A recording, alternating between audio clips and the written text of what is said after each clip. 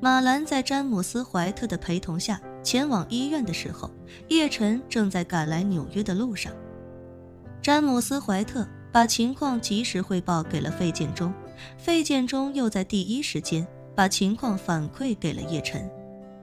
按照詹姆斯·怀特的说法，他最多能为马兰申请1到2天的医院治疗，但是在医院治疗结束之后，马兰就必须参加预开庭。据开庭的时候，法官会根据案件的大概情况，针对马兰是否能够被保释做出裁决。如果可以被保释的话，那么法官会给出一个保释金的金额，只要钱到位，人就能够暂时恢复自由。可是据詹姆斯·怀特说，马兰这次案子所涉及的违禁品数量实在太多，所以保释基本上是不可能的。也就意味着预开庭之后，马兰就会被收进看守所里暂时羁押。和国内差不多的是，美国也有 jail 和 prison 这2种机构，虽然翻译起来都有监狱的意思，但前者其实更类似于华夏的看守所，用来暂时羁押罪状较轻或者还未判决的嫌疑犯，而后者才是真正意义的监狱，用来监禁那些已经被判刑的罪犯。马兰要被羁押的便是前者。为了不让叶晨太过担心，费建中也向他承诺，说自己可以通过特殊渠道悄悄地先把马兰从里面捞出来，甚至如果叶晨需要的话，他可以直接把马兰送回华夏，而且这边的事情他也可以完全摆平。不过叶晨谢绝了他的好意，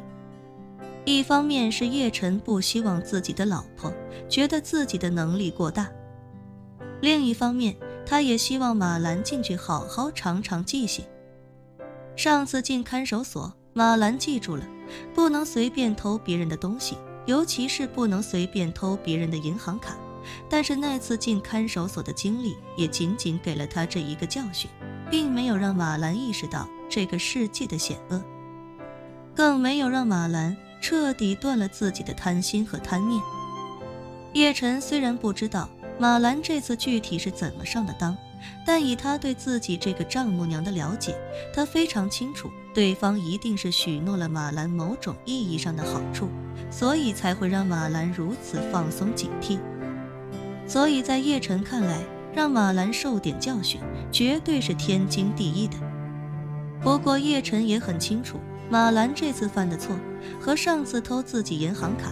试图把自己银行卡里所有的钱都转走比起来，还是稍微要轻一些。所以他受教训归受教训，但绝对不能在里面受太大的罪。在美国治安本来就不好，看守所里关的估计都是杀人放火等待宣判的嫌疑犯，这种情况下，以马兰嚣张的口齿和柔弱的身板，在里面搞不好是要闹出人命的。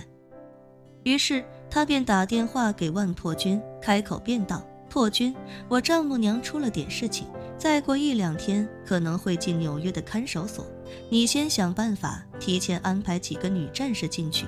到时候在里面也能关照一下。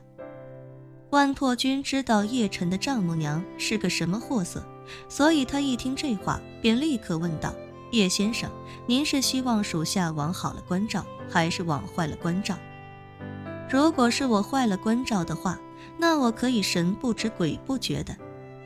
别，叶晨赶紧打断他的话，认真道：当然是往好了关照了，你想到哪儿去了？万破军连忙道歉：对不起，叶先生，是属下想错了，您放心，属下现在就安排人提前进去，绝对确保您丈母娘进去之后不会受到一丁点欺负。叶晨嘱咐道：如果他进去之后有人欺负他的话，也千万别让你的战士们太早干预，要是干预的太早，就显得有些假了，不合逻辑，可以先让他吃点亏，再以同胞的理由出手干预。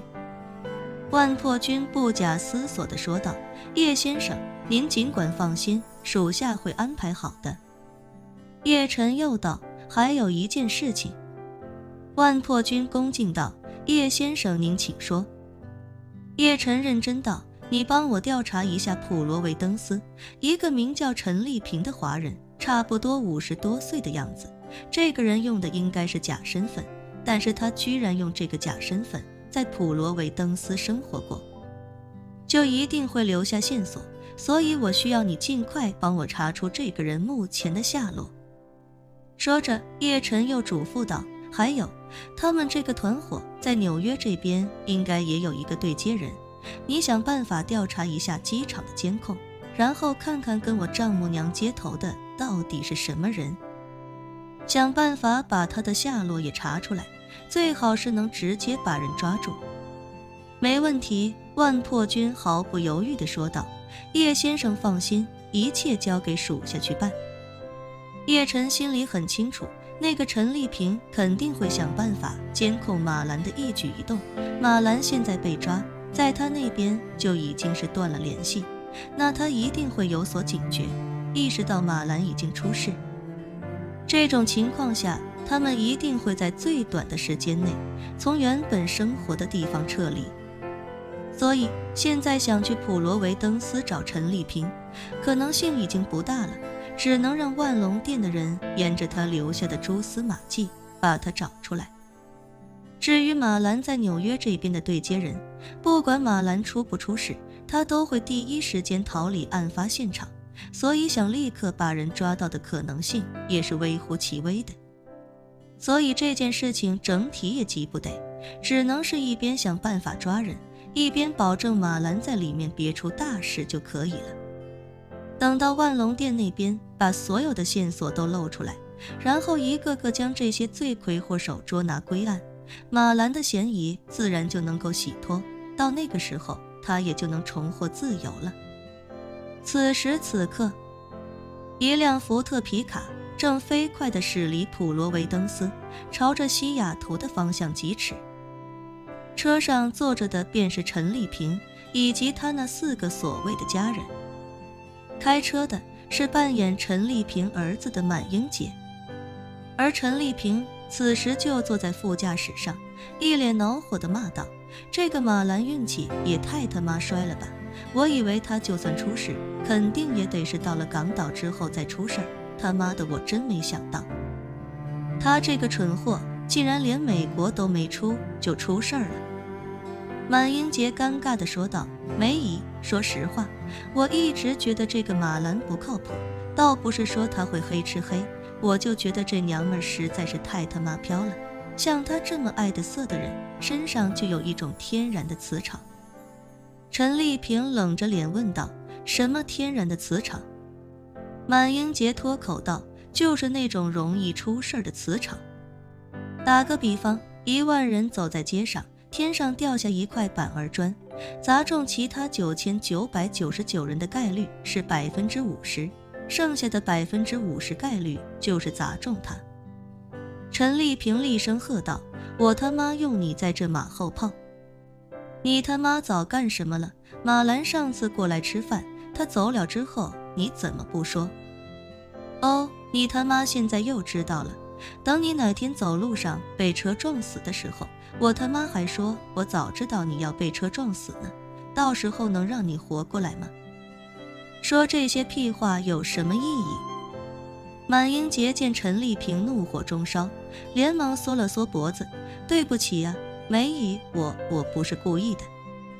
陈丽萍看都懒得看他，掏出自己的手机，将卡抽出来，随后将手机顺手丢到了窗外。随后陈丽萍开口对满英杰说道，再往前开20公里，然后就转向往南走。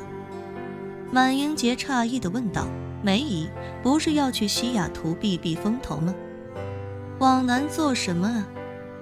陈丽萍冷冷道，我要去一趟墨西哥，马兰这件事情黄了，周姐她儿子那件事儿绝对不能再出任何纰漏。